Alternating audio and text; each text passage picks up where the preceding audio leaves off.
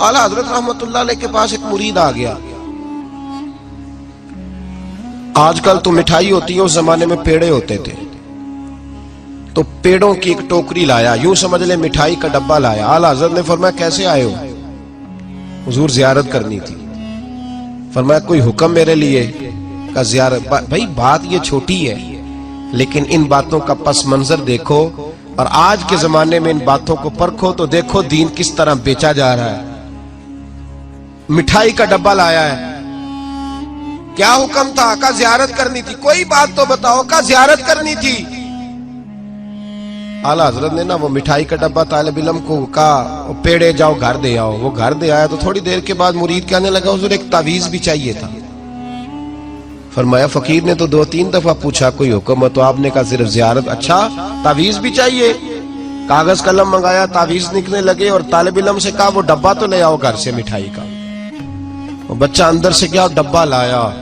ओ भाई ये वो लोग थे जो फिर हक कहा करते थे, इसलिए कि दौलत असर अंदाज नहीं होती थी। ये मुरीद को इसलिए डांट लेते थे कि इनकी नजर मुरीद की जेब पर नहीं होती थी। ये इसलिए उसको सख्ती करते थे कि इन्हें ये नहीं था कि भाग गया तो रोजी रोटी कैसे चलेगी। कहा आला हजरत फाजिल डब्बा लाओ, तो वो घर से डब्बा मिठाई का उठा लाए। आला हजरत ने तावीज भी दिया। वो कहता है जब डब्बा आया ना तो आला हजरत ने हुक्म दिया ना डब्बा भी मंगाओ। अब उन लफ्जों में जलाल इतना था कि मैं घबरा गया, पता नहीं अब क्या बनेगा। मैं बोल ना सका, डब्बा आ गया। आला हजरत ने वो मिठाई का डब्बा भी वापस किया और तावीज भी दिया और एक जुमला कह के नमाज पढ़ने चले गए। एक जुमला फरमाने लगे अपना मिठाई का डब्बा ले जा, अहमद रजा तावीज बेचा नहीं करता, हमारे यहाँ तावीज उठा चला जा। तूने मैंने पहले कहा था किस काम आए। इन मामूली बातों का ख्याल फरमाते और अपनी जिंदगी बड़ी बेनियाजी के साथ। बड़े बड़े नवाब आया करते। नवाब ऑफ रामपुर आए और आके दरवाजे पे खड़े हुए, का मिलने आया हूं। फरमाया फकीर के घर में कोई ऐसी जगह ही नहीं जहां आपको बिठा सको। कहा आप कभी तशरीफ ले आइए। तो फरमाने लगे मुझे बादशाहों के दरबार में जाने के आदाब नहीं आते, मैं नहीं जाया करता। बेनियाजी के साथ जिंदगी गुजारी और उनकी तालीमात के अंदर भी उतनी बेनियाजी है। तालीमात के अंदर भी उतनी बेनियाजी है। मैंने रात भी कहा था, फिर बात दोहराता हूं। एक शख्स ने कहा जनाब उसने लंबे बाल रखे हुए थे, बाल कंधों तक, मर्द अगर जुल्फे समझ के रखे तो कंधों तक, बल्कि कंधों से भी थोड़े ऊपर ही बेहतर है। कंधों के नीचे यूं बाल लटकाए हुए। आला हजरत रहमतुल्लाह ताला अलैह की खिदमत में हाजिर हुआ तो आपने फरमाया बाल कटवाओ, कंधों तक जायज है। कहने लगा मेरे पीर ने भी रखे हुए हैं जी मेरे। तो फाज़िल बरेलवी ने एक जुमला कहा और आज जितने लोग ये जुमला याद रख ले और सुनाए उन लोगों को जो भांत भांत की बोलियां बोलते और हमारे खाते पढ़ते। कहा जी मेरे पीर ने भी रखे। एक जुमला आला हजरत का हजारों लेक्चरों पर भारी है। फरमाने लगे क्या कहा? तेरे पीर ने भी रखे।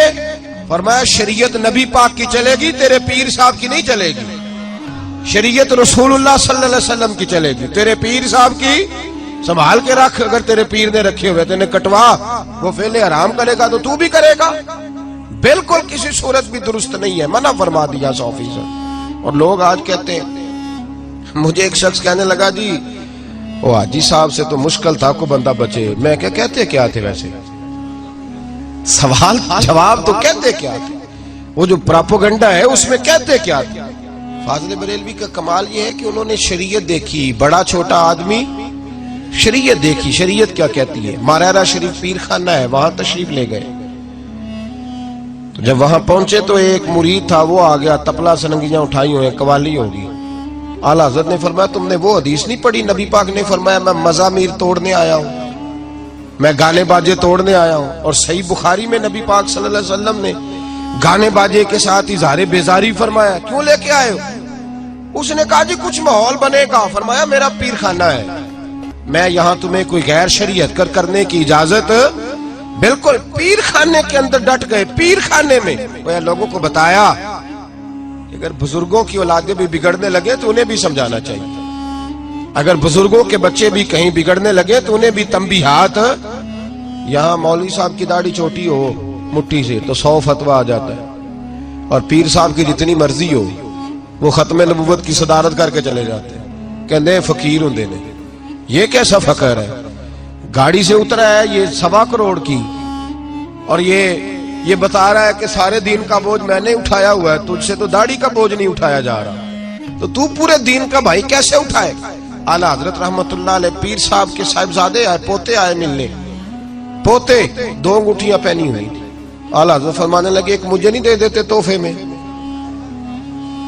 انہوں نے اتار کے دے دی، ان کے پوسٹل ایڈریس پہ بھیج دی وہ انگوٹھی، اور ساتھ خط لکھ کے بھیجا، کہا حضور میرا حق تھا تحفے دینے کا، لیکن گزارش یہ ہے میں نے تحفہ قبول کر لیا، واپس بھیج رہا ہوں، مہربانی کریں. آپ 2 انگوٹھیاں پہنیں گے تو قوم کدھر جائے گی؟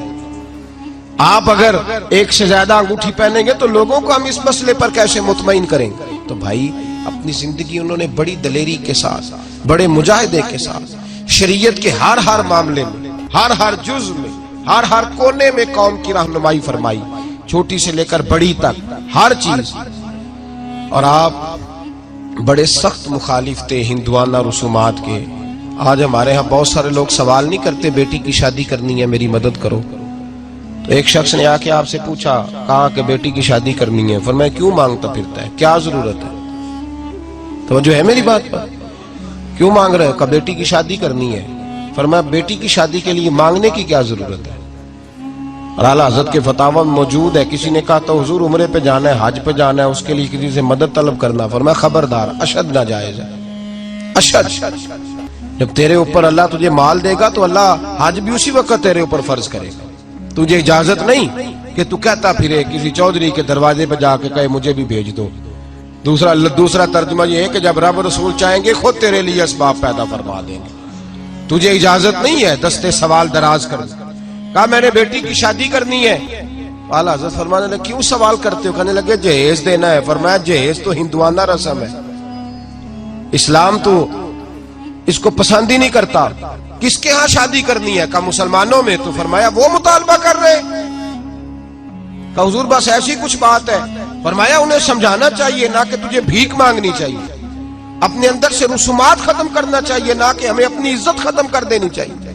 آج کتنی ساری رسومات ہیں جن پر لوگ عمل کر رہے ہیں، کس قدر زیادہ مسائل ہے ہمارے لیے. اس کا پس منظر یہ ہے کہ مہندی ہم نے ہندوؤں سے لی ہے، جوان لڑکیوں کا لڑکوں پر پھول پھینکنا ہم نے ہندوؤں سے لیا ہے. یہ سارے لمبے چوڑے جہیز کے سلسلے، یہ سارے مطالبے کر کے مانگنا، یہ سارا ہم نے ہندوؤں سے لیا ہے. اور اس کے لیے کتنے گھر ہیں جو جوڑتے جا رہے ہیں. فرمایا ہندوانہ رسمیں پوری کرنے کے لیے تم بھیک مانگو گے؟ پھر اس شخص کو 2 جملوں میں بات سمجھائی. فرمانے لگے چپ کر کے دروازہ رسول پہ جھک، نبی پاک کے طریقے کے مطابق چل، تیری عزت بھی بچی رہے گی اور تیرا وقار بھی اللہ قائم فرما دے گا. انہوں نے اپنی زندگی کے اندر ہر اس پہلو پر مسلمانوں کی رہنمائی فرمائی، ہر اس پہلو پر جہاں کسی کے بھٹکنے کا خدشہ